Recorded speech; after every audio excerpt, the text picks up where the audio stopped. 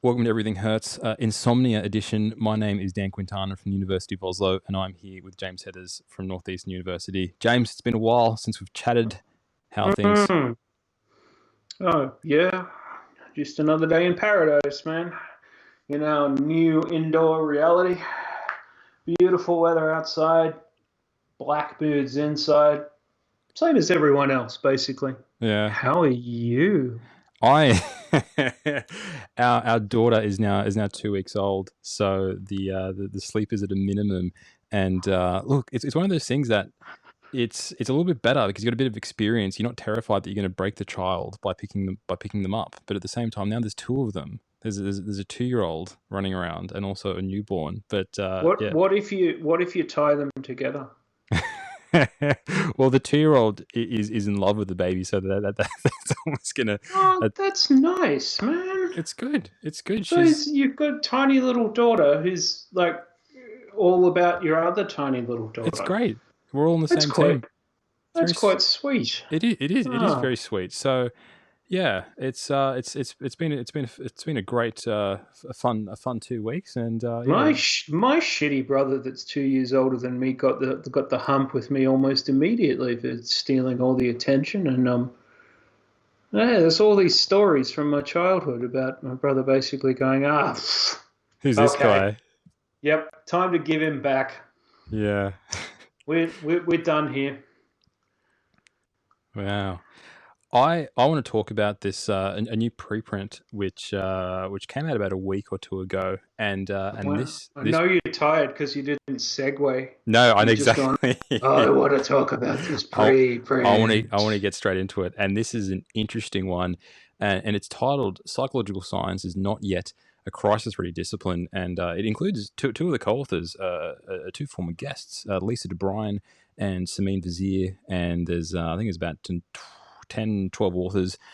And this is a really interesting study, which a really interesting paper, sorry, which covers a lot of the stuff that we've been discussing over the past few episodes. And this really gets at the idea that look, we may not actually have the tools to address the crisis in ways we think we can. I think it's also important to say from the get go that, of course, clinical psychology has a role to play in the crisis. There's no doubt that that certain psychiatric disorders will be increasing, alcohol dependence, that's for sure, anxiety, and it will be exacerbating a lot of a lot of issues that are already going on. And clinical Yeah, but psychology, at the same time, an awful lot of how that's understood, in psychology and psychiatry, either from a prescribing or a therapeutic or a group therapeutic standpoint. It's all been busted to shit for the very obvious reasons that people can't be in the same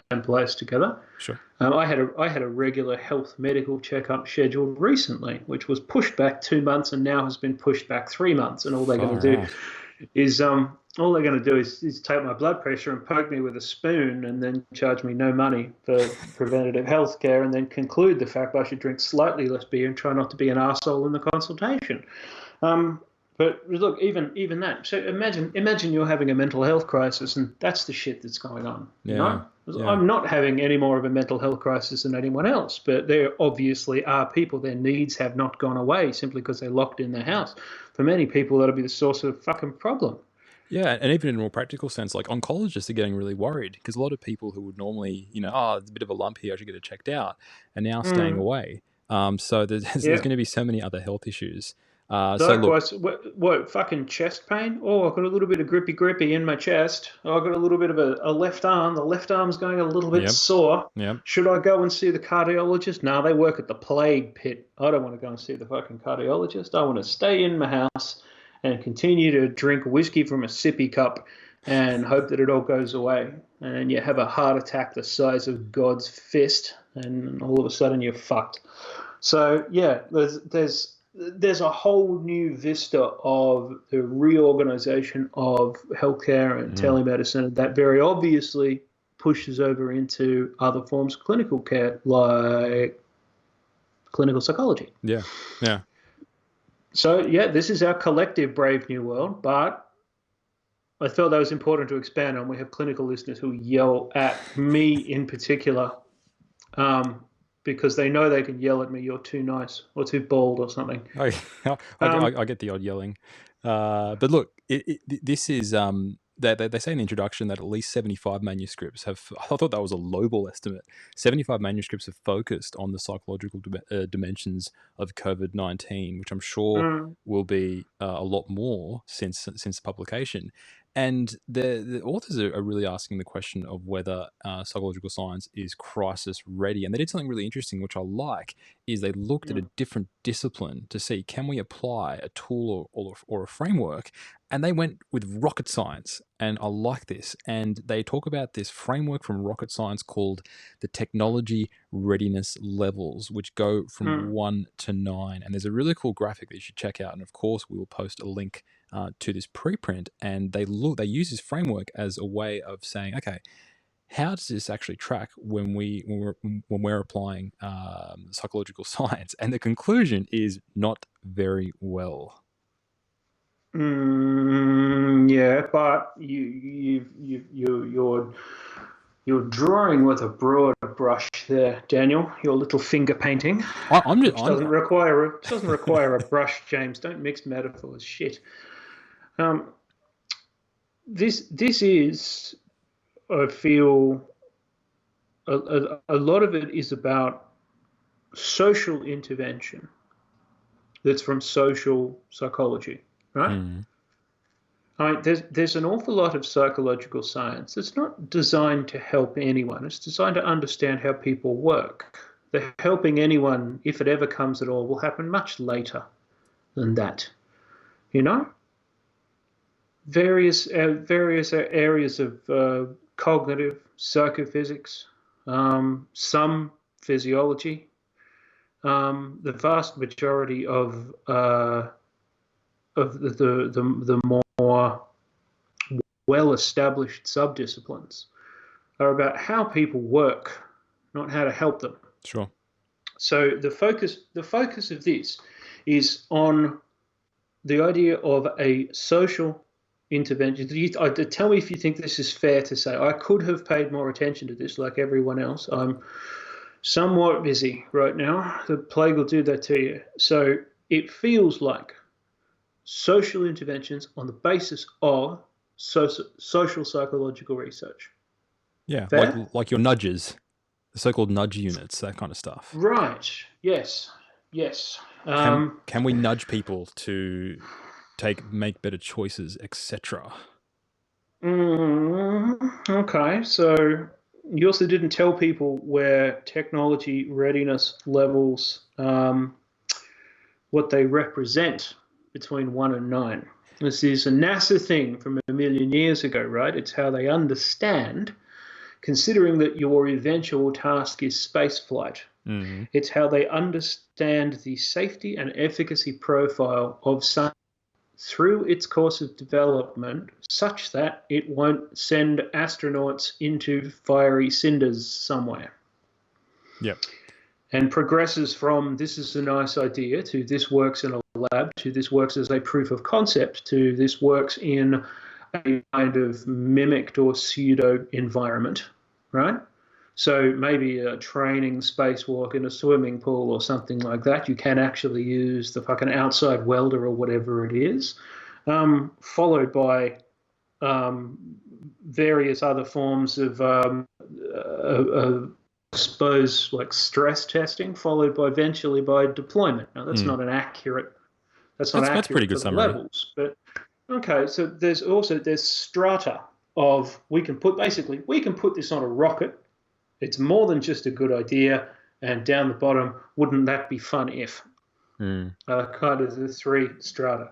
Now, according to this paper, where do our nudgy nudges fall? Well, Daniel, as a level or a strata? 1. The majority fall at 1. So the authors Yeah, have right. put the And it's author, not like DEF CON. no. One's not the really serious. One is One's bad. the shit end.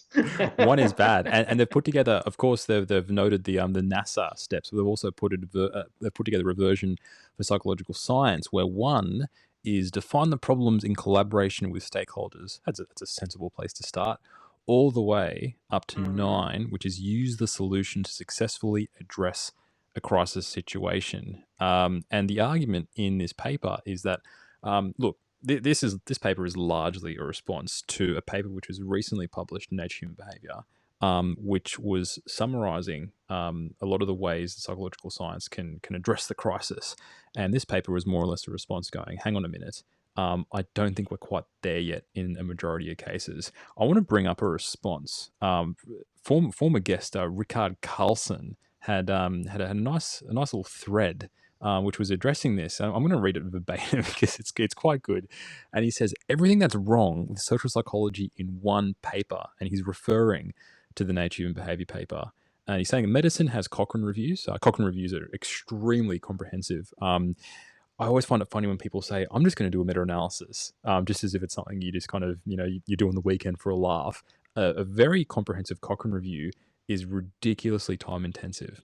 Okay, so he says medicine has Cochrane reviews. We get this: a number of experts citing studies. Nothing has ever motivated me more towards improving psychology than reading this. Then Ricard goes through and he concludes: is it ethical to write a review like this during a pandemic?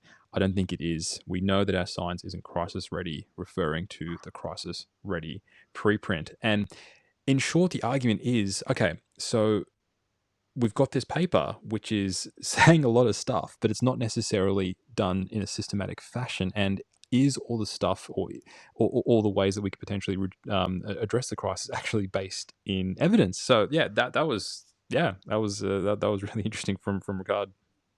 Do you think he's right? I think everything falls on a continuum. Some stuff has more evidence than others, whereas other look. Oh, go on. What's an example of something that has good evidence? Uh, okay. Well, in the context of sort of a crisis, for instance, how we deal with just basic perception of getting information in. How do you remember that absolute the new messaging from the British government? What's that new thing? Stay alert. Watch out for the virus. That new signage they had. We know there are certain ways that we can actually present information that people are more likely to take in. That is psychology, essentially. How can we transmit information most effectively, and how are people going to understand these things? I think It's one very small part of psychology, but go on. that's one small part of psychology, and that is a way. If governments want to say let's improve the health outcomes as a result of the pandemic, they can chat to some perceptual psychologists going, how do we put our messaging together so people actually understand information better? I would say there are some pretty solid principles there. Would you agree? You don't seem. Like, do principles exist by which we can measure things like linguistic units or colors or the amount of individual points given to someone and see whether or not the message sticks? Well, Yeah, yeah, so yeah. like psychology crossing over into marketing essentially Well, has it's been looking at questions surrounding that for, I don't know, 50, 60 years. I remember reading shit on that from the 60s and 70s as an undergrad. yeah. That's Ah, fairly well established. We know the ways to do that. So I would say in terms of psychology, yeah, that would be higher up on these in these levels. But there are other things like how are we gonna nudge people to change their behaviors? Those things might be a little bit more shaky. So okay, now hang on. Wasn't the problem with nudge theory? Let me rephrase. Was the problem with nudge theory the fact that it was done by morons and then popularized in a way whereas it was revealed to be ineffective due to the moronicity of the people who ran it? Or was all the theory horseshit in the first place? I uh, don't know I don't much know. about this. I do know it did terribly, right? I don't know. As a broad platform for setting policy about how do we alter people's behavior on a macro level in favor of having a functioning society, my Mm, impression is that it did terribly. yeah, I don't know why, A but that's right. failure of implementation or a failure of theory? I think it was a failure of theory because a lot of governments put a lot of money into doing this. So it's not the fact that they didn't actually implement it properly. I think it's because the theory was a bit bunk. That is from what I understand.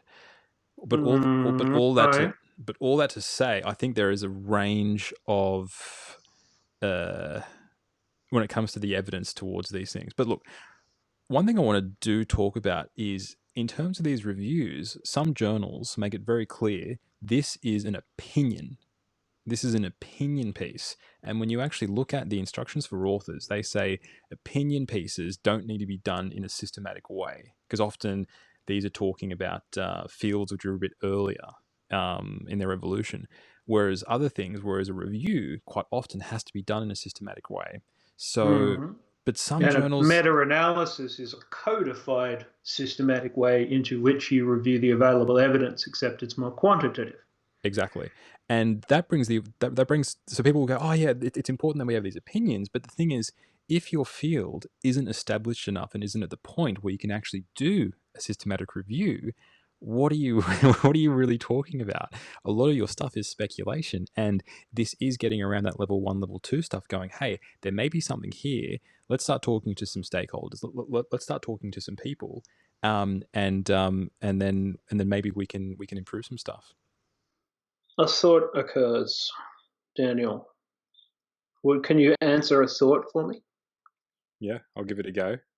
Uh, my experience with research in the formal sense into social psychology would lead me to believe that people who do that are very much not focused on taking the center of their research, the phenomena that they're interested in, and turning it into something that is essentially akin to, if not exactly, a public health intervention or a policy platform or something like that. So you're saying that's not their motivation? They're not thinking about this? Uh, It's my experience that they're not. It's my experience that they're putting ideas in order because they think they'll prove to be useful. And the idea of bossing it into a format, let's say you come up with some well, let me put it this way. Say what you like about Brian Wansink, and obviously I have. When he came up with a codified theory on vegetables, he went to the government and asked for a very large amount of money to be able to put the vegetables into children according to a program. Now, that was a behavioral science born set of interventions. And like for that program in particular, he was looking at, oh, let's give the carrots a funny name. Let's put all the healthy stuff first at the front of the lunch queue. There were all of these things that were about primacy and immediacy and association. And he had a series of ideas which were shit and facile. But he did have the courage of his convictions to ask the USDA for an astonishing amount of money to actually go to schools and redo their lunchrooms according to the psychological principles, and then see whether or not that made a difference to whether or not you have to administer more carrots per child. If it worked, it would have been brilliant. So you say what you like about him, but I think in a very important way that makes him not a coward. He did believe, and he was interested in I think he was interested in moving up the technology readiness levels. I think he was interested in doing that. Unfortunately, he couldn't add, and there were a Jumped a variety few of other steps. problems. Well, yeah, but at the same time, what I mean is that there was, in that case, there was a commitment to turning the basic, silly, ha-ha, spaceman carrots laboratory horseshit into a social intervention and see whether or not it worked. Now, whether or not it worked, I think he would have found a way to analyze it by which it could be represented as working, if you catch my drift. Um, but I wonder how often social psychologists see themselves as doing that. And I don't think a lot of them have a leg to stand on when it comes to, I've found out a lot about how people work. I'm going to use the knowledge of how people work to form something that exists in civic, political, etc. life that helps people? Doesn't seem too common. Well, in some areas, it's completely fucking inevitable. There's no point doing drug development if it doesn't get stuck in people. There's no point developing new surgical That's the techniques if you natural. don't use them to repair people. There's no point starting intervention programs or food stamp programs or whatever else if you're not going to deploy it as policy and try and see whether or not it helps people. So I wonder if there's a sense where people who are in that area are burned out on theories that are potentially more grandiose than they would ever need to be, about endless debates about angels and pinheads being more of a typical description than we have great answers to how macro behavior occurs socially. Let's try and manipulate that to make life better for people. And maybe there's someone writing angrily to us right now because they've thought of a particularly good counterexample, and that makes me mean. But I do wonder how often that happens. And you'd think I'd be able to It's not obvious. you'd think I'd be able to immediately recall an example, as would you, if that was something that happened all the time. So, I mean, obviously I think there's a point that needs to be made there, and that, a series of 150 blanket associations about how some shit is related to some other shit in some paper by someone is not a statement on how we interfere with civic life. It's a statement on what happened in a paper.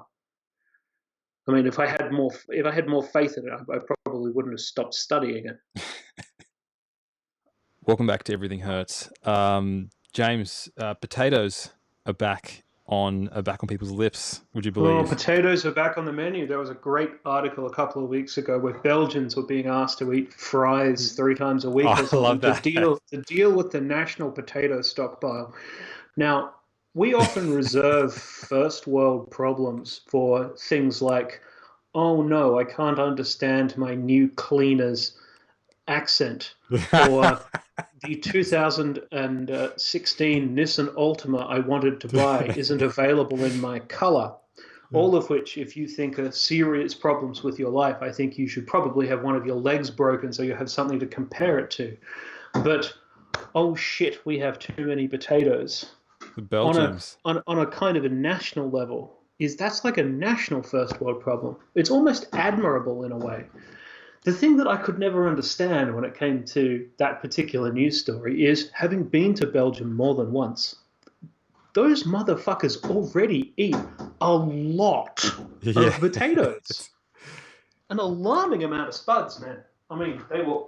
You remember that old Eddie Izzard bit? It's like, because they have champagne all the time, and English people think it's for special occasions, and French people think it just exists. Just there. You have walked into a shop, champagne. That's what Belgians are like with potatoes. I ate more fucking potatoes than I did in a week in Belgium the last time I was there, and I had in the previous 3 months. Because they turned up a lot. Shout out to the Belgian Herties.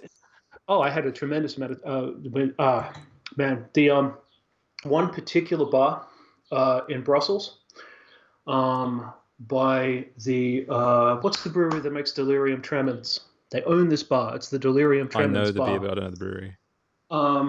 This bar, when I was there, they had 8 separate Mikkeller single hops on tap at the same time. And it was one of the great beer learning experiences of my life, because Mikkeller made one single beer, and then they did a single hopping with one specific hop in every single beer. And if you did what I did, which is immediately bought all 8, which was a very bad decision, because they're quite strong, and I bought 8. So it wasn't like a testing flight. It was an actual. It was 8 schooners, whatever. Small, normal glasses of beer. Now, I had a friend with me, but that didn't help, because after we had all 8 beers, and we were very bullish on talking about it and very loud, and we'd met some very nice Belgian people who were curious about why we were so loud and rude and where we were from. That devolved. I have no idea how we got back to the hotel. I have really good drunk feet. I don't think I've ever told you that. Drunk If feet? Yeah, if I drink half a bottle of whiskey and then smoke an entire bag of synthetic toad skins, get into a fight with a bush, and then don't know where I am in a city I've never been to before, my feet will find their own way to the hotel, and I'll wake up in the bed with the sheet tucked up Just there. squarely at the Wow. wet end. You find your. Oh, we were once having a few drinks. We were once having a few drinks, and we were debating about. There was a map up on the wall, and we were debating as to when the map was made because a lot of the countries that were there didn't actually exist. And we had a few beers. We're getting pretty loud, and the table next door started interjecting, going, "No, you're wrong. This is why." And we're like, "Why should we trust you?" They're like, "Yeah, we're out for drinks. We're from the Norwegian Mapping Authority." and they schooled us, and they told us, like, they basically told us the year it was made, the town it was made in, based on the style of the map. So yeah, and then we were talking about maps with the people with the mapping authority, and it was amazing. I'm like, what is that a map? What changes? But there's all the stuff there, Well, rivers.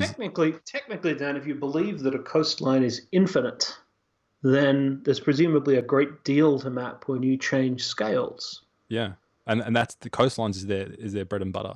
They're just mad about coastlines. But we're not here to talk about maps and coastlines. We're here to talk No, about we're here to talk about potatoes. potatoes. Potatoes, and we speaking thinking of potatoes, we had Amy Orban was a guest, I think in the 70s or 80s, and one of the main outcomes from Not her, the year, the the episode number. episode, that's correct, the episode number, and one of the main outcomes from her study was that essentially screen time has the same sort of effects on mental health later in life as the consumption of potatoes, and that was a nice headline to kind of demonstrate a lot of the unwarranted scare campaigns that go out from these moral entrepreneurs, which is a great term that I don't know if she coined it, but she was the first person to mention it, and I She think it's great. certainly was the first person who introduced it to me, so let's Yeah. pretend she came up with She it. came up with the moral entrepreneur.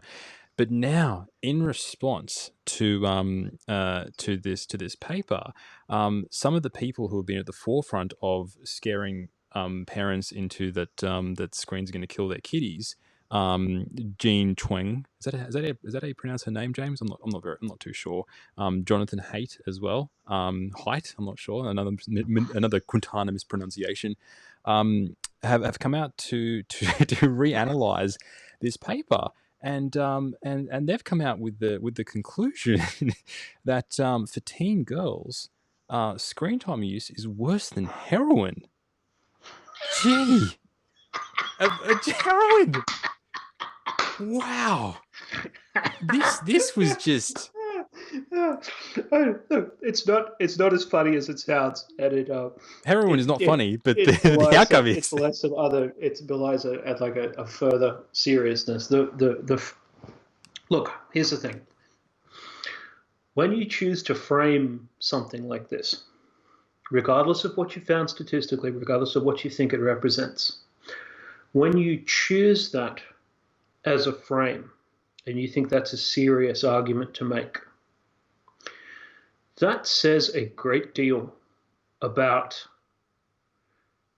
how you choose to understand evidence and argument and how information is kind of transferred between working groups. It says something about you. Mm. I'll tell you what this paper is to me, right, how I think about this. This is BEM the second.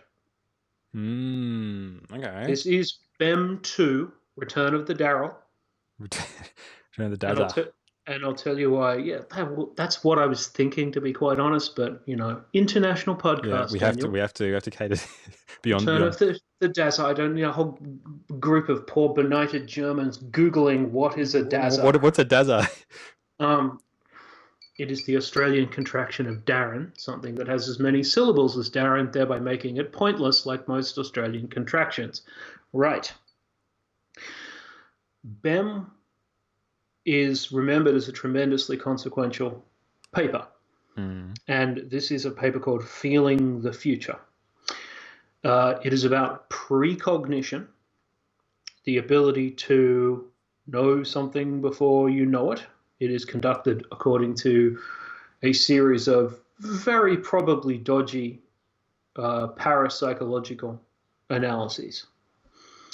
Um, the experiments were aggregated over a long period of time. They were conducted according to the correct procedures of psychology at the time, or whatever the editor probably said when people asked for it to be retracted. And essentially it said that magic was real. This would be about 9 years ago. Yep. Now, the problem with magic being real is that it fucking isn't, right? So when you say, according to the strictures and analytical conventions of this field, I have come to the conclusion that magic is real, and you know that it fucking isn't, it calls people to call into question the substrate via which you have grown that conclusion.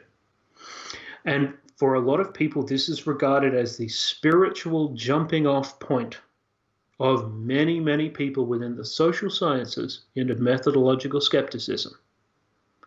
Because he said, according to the normal ways that we do normal research, which is all normal, I've just figured out that everyone's a fucking psychic. Obviously, the conclusion by itself is pretty ridiculous. Mm. And it calls you to reevaluate what happened in the paper.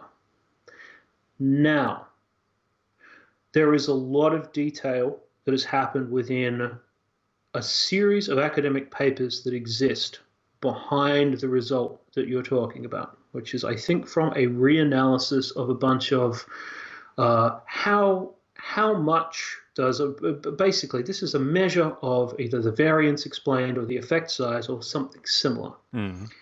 How that affects a certain class of people. Now, when heroin and social media use are in the same sentence, let alone you have the audacity to say social media is worse. This means a lot of things, but we'll get to those in a second. The first thing is that it may not be a full and accurate accounting or treatment of this paper, but it's the frame that it seems like the authors have chosen to discuss the paper through. It's a central claim to the claim that was made, put into the public willingly. Mm-hmm.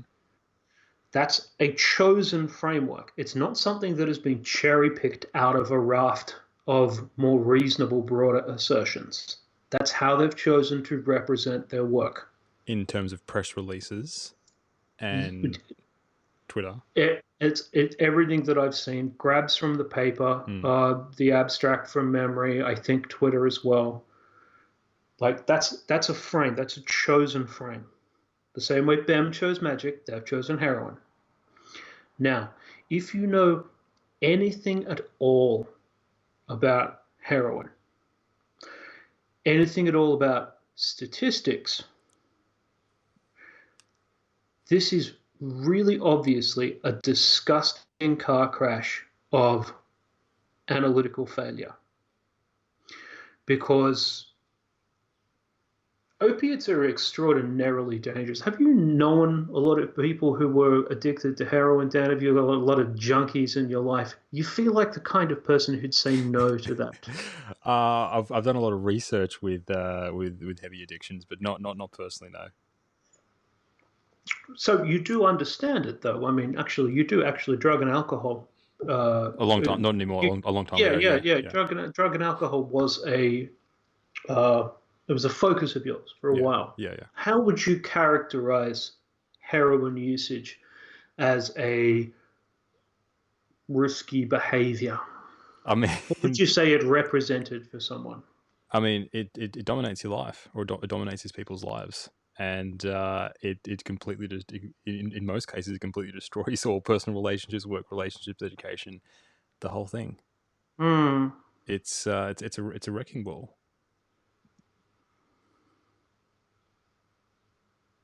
Heroin's one of the very few things that I think are genuinely scary.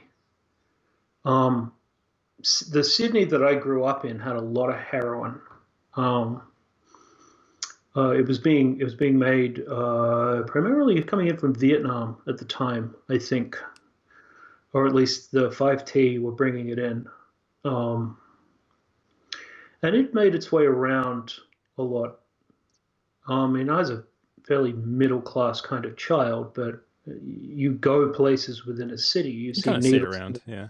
you see needles in the street, you see junkies nodding off at bus stops, you hear stories, and then you get older and you meet people who graduate from club drugs to opiates, and you talk to people who have dangerous habits, and you meet people who have hepatitis. You have to understand also that I was in a death metal band for quite a while, and I've never been known for my rigorous personal hygiene. I don't really have a problem with generally scruffy places for obvious reasons. I just happen to be a fairly scruffy person.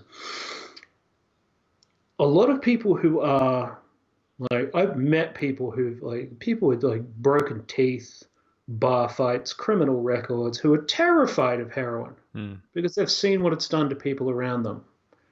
It's this weird force of nature that can completely rewire a personality baseball bat style from scratch. Yeah. It's scary. Super scary. So when you think that even if this is fully justified by the methods involved, when you think that this is an appropriate thing to say, you either know nothing about heroin or you know nothing about the kind of statistical environment in which you're making the decision about competing harms between fucking Instagram and junk. So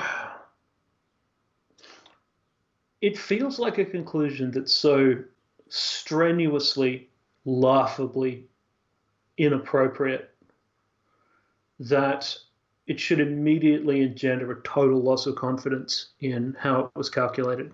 Yeah. Now, the problem is, I think there's probably 4 or 5 different papers and analyses in a field that I'm unfamiliar with that are stuck back to back here.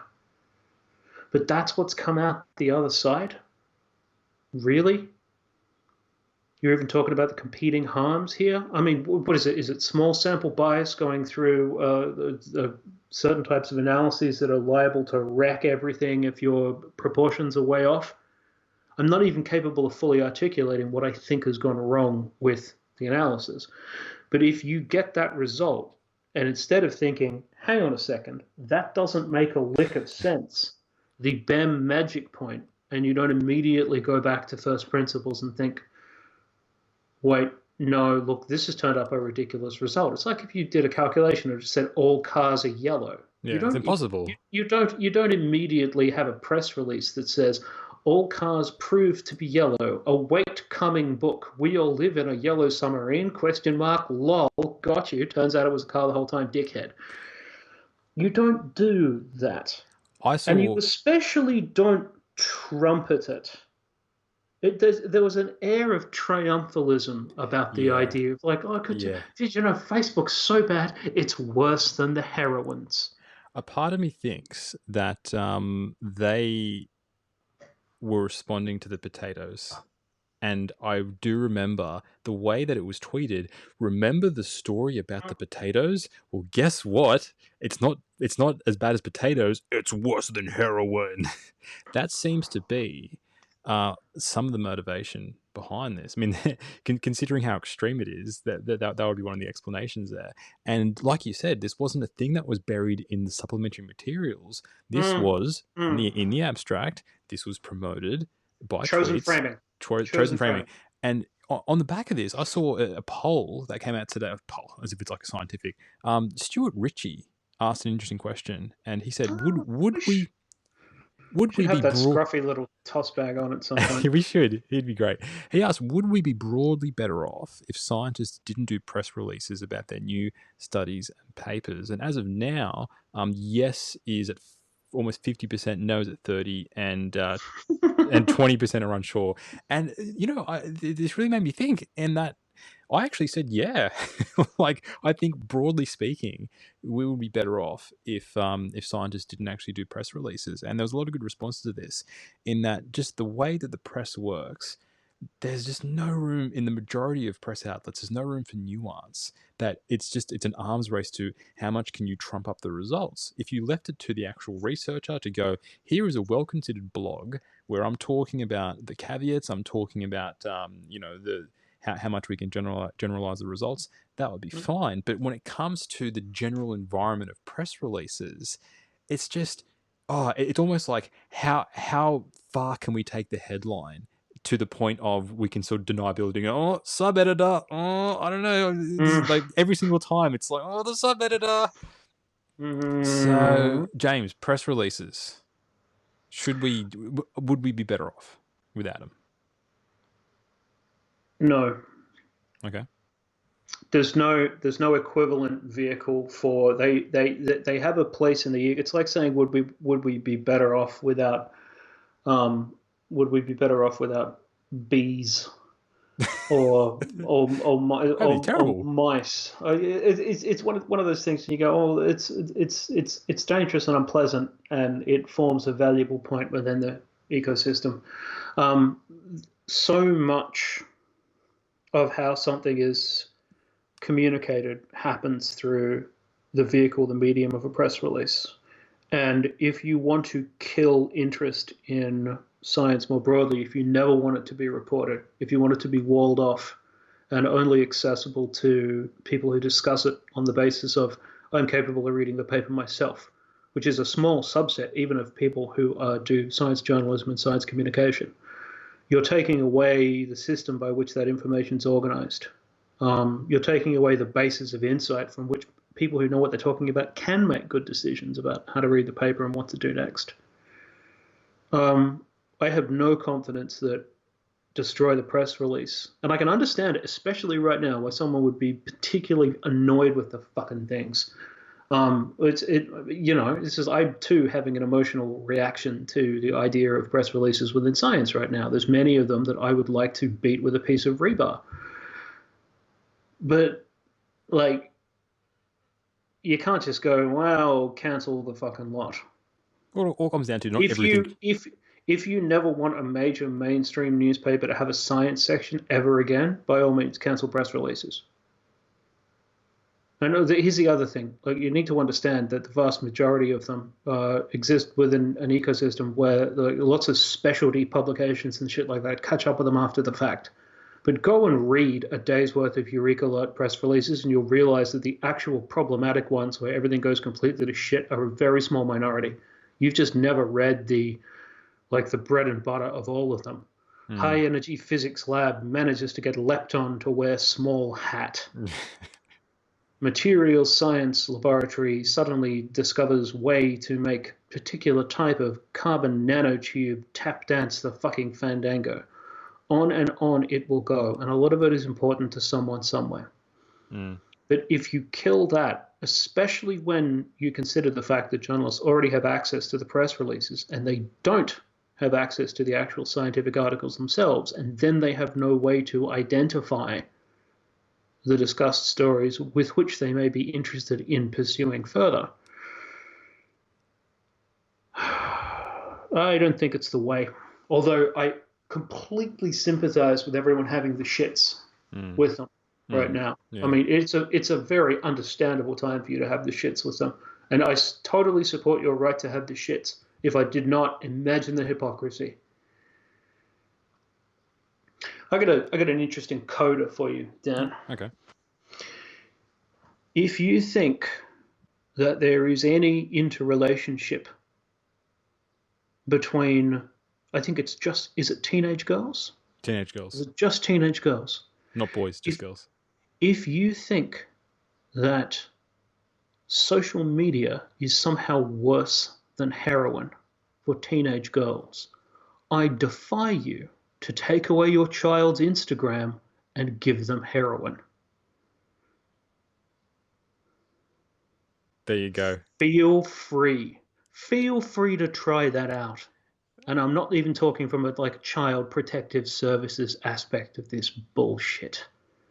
Can you imagine what I've just said is ludicrous? It is a monstrous idea.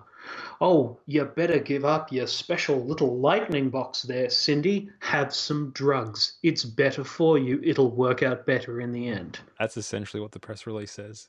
Well, I mean, it might say it's not really a statement on equivalence. A statement one thing is higher than the other. I don't know if even it's a statement of any of those is significantly different from zero. Yeah? But if you're going to discuss those in terms of competing harms, then yeah, change the Facebook terms of service so you can't sign up until you're 19, and then free oxycodone and disposable needles for all children. I mean, it sounds like something from a particularly dystopian science fiction film. The idea that you choose to put ideas into that format should utterly validate everything you've said and should have you marked down as a goon.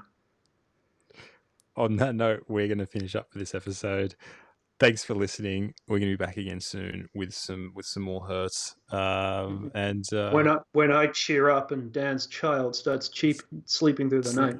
It's going to be great. See you later. Bye. Toodles.